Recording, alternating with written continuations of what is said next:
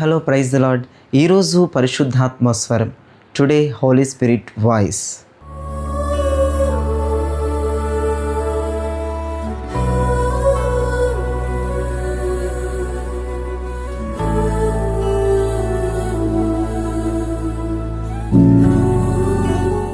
ఈరోజు పరిశుద్ధాత్మ దేవుడు మీతో మాట్లాడే అద్భుతమైన విషయాన్ని నేను చదువుతున్నాను, వినండి. 2వ సమూయేలు గ్రంథం 22వ అధ్యాయము 19వ వచనములో ఇలా రాయబడి ఉంది: ఆపత్కాలమందు వారు నా మీదికి రాగా యెహోవా నన్ను ఆదుకొనెను, విశాలమైన స్థలమునకు నన్ను తోడుకొని వచ్చెను.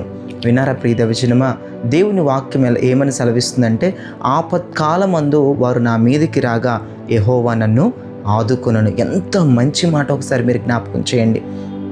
శ్రమలు, కష్టాలు, బాధలు, కన్నీరు ఉన్నప్పుడు నువ్వు ఒకటే గుర్తుపెట్టుకో, మనుషులు ఎవ్వరు నీతో ఉండరు. దేవుడే నీతో ఉండి నిన్ను ఆదుకుంటాడు. సంతోషంలో, పరవళ్ళలో, ఆనందంలో, కేరింతల్లో మనుషులందరూ ఉంటారు మనతో. అర్థమైందా నీకు? సంతోషంలో ప్రతి ఒక్క వ్యక్తి ఉంటాడు, కానీ నీకు బాధ వచ్చినప్పుడు, నీకు కష్టం వచ్చినప్పుడు, నీవు కన్నీరుతో నింపబడుతున్నప్పుడు, నీవు దుఃఖంలో నీకు వెళ్ళిపోయినప్పుడు ఏ మనుషుడు నీకున్నాడు.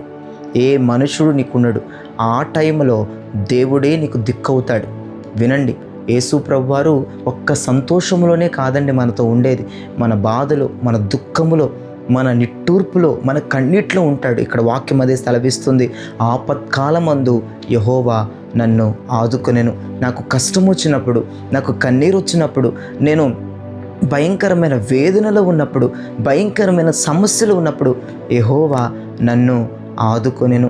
ఒక్క మాట నన్ను చెప్పనివ్వండి, ఎవరెవరైతే శ్రమలను ఫేస్ చేస్తున్నారో, ఇబ్బందులను ఫేస్ చేస్తున్నారో, కన్నీటిని ఫేస్ చేస్తున్నారో, ఖచ్చితంగా దేవుడు మీతో ఉన్నాడు. ఈ మాట మాత్రం మర్చిపోవద్దు. ఎందుకు చెప్తున్నానంటే, ఆపత్కాలము, కష్టం వచ్చినప్పుడు దేవుడు ఆదుకోవడానికి మన దగ్గర ఉంటాడట.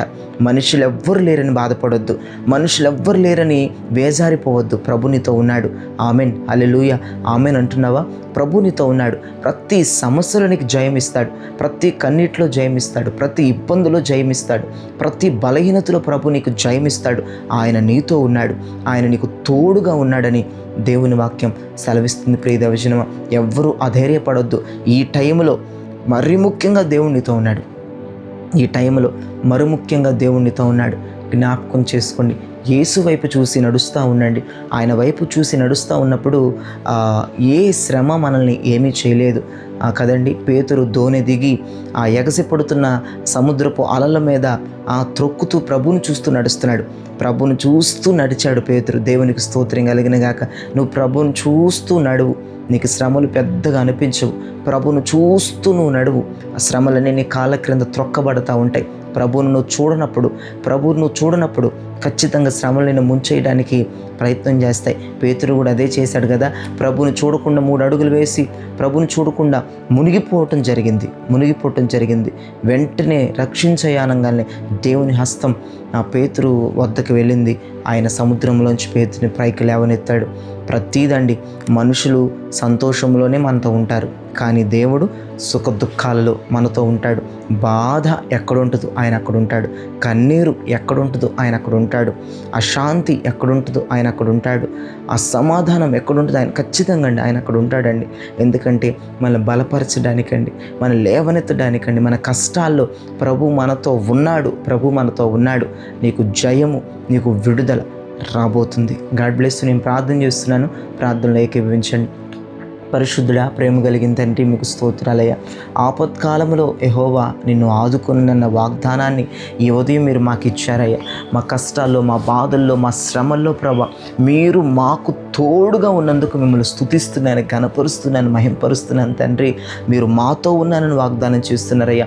మనుషులు ఎవ్వరు మాతో లేరని మేము ఏడుస్తున్నాం, కానీ మీరే మాతో ఉన్నారని ఈరోజు మీరు ధైర్యం ఇచ్చారు. అందుని బట్టి స్తోత్రం అయ్యా. మరి ముఖ్యంగా నేను ఫేస్ చేస్తున్న ప్రతి కష్టములోను, ప్రతి శ్రమలోను మీరు నాతో నిలబడినందుకు నాకు జయం ఇవ్వబోతున్నందుకు స్తోత్రం. నిన్ను చూచి సమస్యలను అనగద్రొక్కుతూ నడిచే కృప మాకు అనుగ్రహించండి. పొరపాటున మేము రుణిగిపోతే నీ హస్తము నాయన మా వద్దకు వచ్చి మమ్మల్ని లేవనెత్తుతుందని మీరు మాట్లాడుతున్నారు.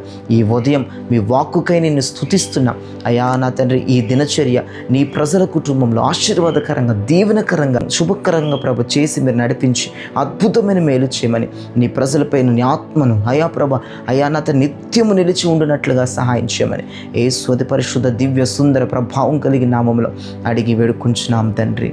ఆమెన్. Praise lord. ప్రియ విజనమా, ఈ వర్తమానం విని మీరు బలపరచబడి ఉన్నారని అయితే నమ్ముతున్నాను. అయితే లైక్ చేయండి, షేర్ చేయండి, సబ్స్క్రైబ్ చేయండి. అంతేకాదు మీ కొలీగ్స్కి, బంధువులకి, స్నేహితులకి, ఇరుగు పొరుగు వారికి ఇప్పుడే లింక్ షేర్ చేస్తే వాళ్ళకి మేలు వెళ్తుంది. దేవుని దగ్గర నుంచి నీకు కృప వచ్చేస్తుంది. God bless you. Praise lord.